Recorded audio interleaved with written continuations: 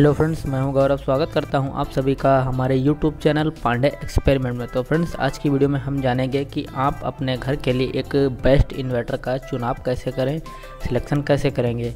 तो बहुत से लोगों का फ्रेंड्स ये सवाल रहता है कि हम अपने घर के लिए इन्वर्टर कौन सा चूज़ करें और ताकि हमारा प्रॉपर लोड वो कैरी कर सके या उठा सके। तो आसानी से आज आप इस वीडियो को देखकर समझ जाएंगे कि अपने घर के लिए आपको कितने VA का इन्वर्टर लेना चाहिए और कौन सा इन्वर्टर लेना चाहिए। तो वो सारा कुछ इस वीडियो में आपको बताने वाला हूँ। तो चलिए फ्रेंड्स, शुरू करते हैं।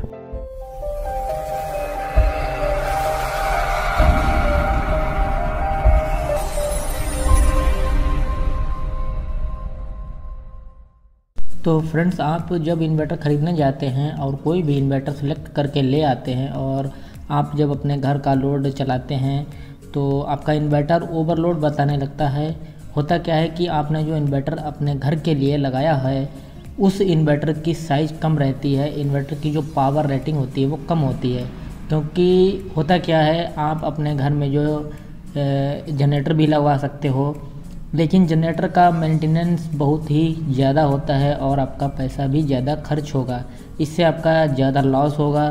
तो इस कंडीशन में सबसे अच्छा और सबसे सस्ता घर के लिए इन्वर्टर ही एक सरल उपाय होता है।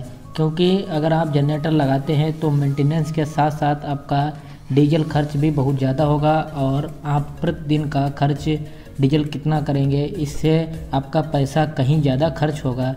इससे अच्छा है कि आप एक घर के लिए अपना एक पोर्टेबल पावर सप्लाई ले लें। एक ऐसी पावर सप्लाई का चयन करें जो अच्छा हो और सस्ता भी हो, और इसे पोर्टेबल सप्लाई भी बोलते हैं और यह सस्ता भी है। यह आपको 10 से 15 हज़ार के आसपास आप लागत में ले सकते हैं।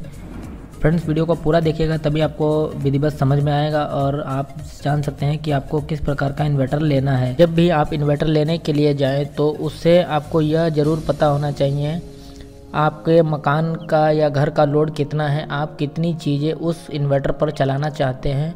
आपको ये ज़रूर निर्धारित करना होगा या आपको समझना पड़ेगा। जैसे कि मैं आपको एक एग्जाम्पल के द्वारा समझा देता हूँ और आप इस तरह से अपने घर के लिए अच्छा इन्वर्टर का चुनाव कर सकते हैं। आपके घर में ट्यूबलाइट लगे हुए हैं, जैसे कि तो एक ट्यूबलाइट मान लीजिए आपका 35 वाट का है। तो यहाँ पर जैसे ट्यूबलाइट आपकी 3 ट्यूबलाइट आपके घर में लगी हुई है तो 35 वाट की पर ट्यूबलाइट, यानी तीनों ट्यूबलाइट आपकी जो है 105 वाट की हो जाएगी। और इसके अलावा मान लीजिए आपका LED बल्ब लगा हुआ है तो 5 LED बल्ब, और पर LED बल्ब जो आपका 9 वाट का होता है तो यहाँ पर 45 वाट हो जाएगा।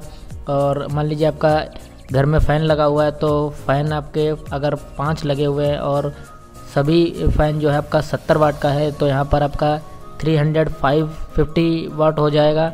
और आपका मान लीजिए घर में टीवी लगा हुआ है तो टीवी एक आपका 60 वाट का रहता है तो एक ही चलेगा तो आपका 60 वाट हो जाएगा।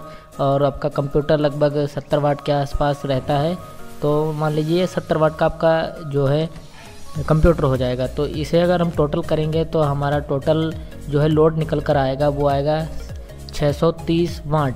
ये आपका एक्चुअल लोड है। और इसके बाद अब क्या होगा, अब इसी के ऊपर आपको यह सुनिश्चित करना होगा कि आप कितने पावर का इन्वर्टर लेना चाहते हैं कि जिससे आपके घर का लोड परफेक्ट चल सके, ताकि आसानी से सभी चीज़ें चल सकें। हमारे घर के लिए एक चीज़ सबसे अहम होती है, वो है हमारे घर का पावर फैक्टर। और हमारे घर का पावर फैक्टर जो होता है वह होता है पावर फैक्टर 0.8। इंडक्टिव लोड पर हमेशा हमारा पावर फैक्टर 0.8 ही होता है। इसे हिंदी में शक्ति गुणांक ज़्यादातर बोलते हैं। इन्वर्टर की क्षमता निकालने के लिए हमें क्या करना होगा, तो इन्वर्टर की क्षमता VA में होती है। तो हमारा VA जो है VA बराबर हमारा हो जाएगा 630 वाट, जो हमें टोटल इन्वर्टर का निकालना है। तो जो भी हमारा एक्चुअल लोड है उसे हम VA के बराबर में रखेंगे। तो VA बराबर 630 और इसके अपान में हम रख देंगे, यानी बटे में 0.8 जो भी हमारा पावर फैक्टर होता है। तो यहाँ पर जो भी टोटल हमारा निकल के आएगा हमारा 787.5, ये हमारा जो है VA निकल के आया है। तो यहाँ पर आप जो है 787 के आसपास निकला है तो यहाँ पर आप 850 VA का इन्वर्टर लगा सकते हैं। ये आपका सबसे बेस्ट ऑप्शन है। और अगर 800 VA का लगाना चाहते हैं तो यहाँ पर बहुत ज़्यादा उसमें डिफरेंस नहीं है, थोड़ा सा है, लेकिन आप 850 VA का लगाएंगे तो वो ज़्यादा बेटर रहेगा। तो यहाँ पर आप इस जो 850 VA का इन्वर्टर लगा सकते हैं। दोस्तों, घर का पावर फैक्टर हमेशा 0.8 ही क्यों लिया जाता है, मैं आपको सरल भाषा में आपको बताना चाहूँगा कि हमारा जो लोड होता है वह 3 प्रकार का होता है, इंडक्टिव लोड और रजिस्टिव लोड और कैपेसिटिव लोड। तो इंडक्टिव लोड कौन कौन सा होता है, जैसा कि मैं पीछे वीडियो में आपको बताया, पंखा और ट्यूबलाइट ये इंडक्टिव लोड में आते हैं, क्योंकि सबसे ज़्यादा लोड ट्यूबलाइट और पंखा में ही काउंट हो रहा है। इन्वर्टर की रेटिंग भी VA में होती है, क्योंकि कारण यह है कि इन्वर्टर के साथ हम कौन सा लोड जोड़ रहे हैं। ट्रांसफार्मर की भी रेटिंग जो है वो हमारी KVA में होती है, क्योंकि जो भी कंपनी ट्रांसफार्मर बनाती है उसको ये नहीं पता होता या पता नहीं रहता कि कौन सा लोड उस इन्वर्टर या ट्रांसफार्मर के साथ जुड़ेगा, क्योंकि जो इंडक्टिव लोड होता है उसमें हमेशा पावर फैक्टर डाउन हो जाता है।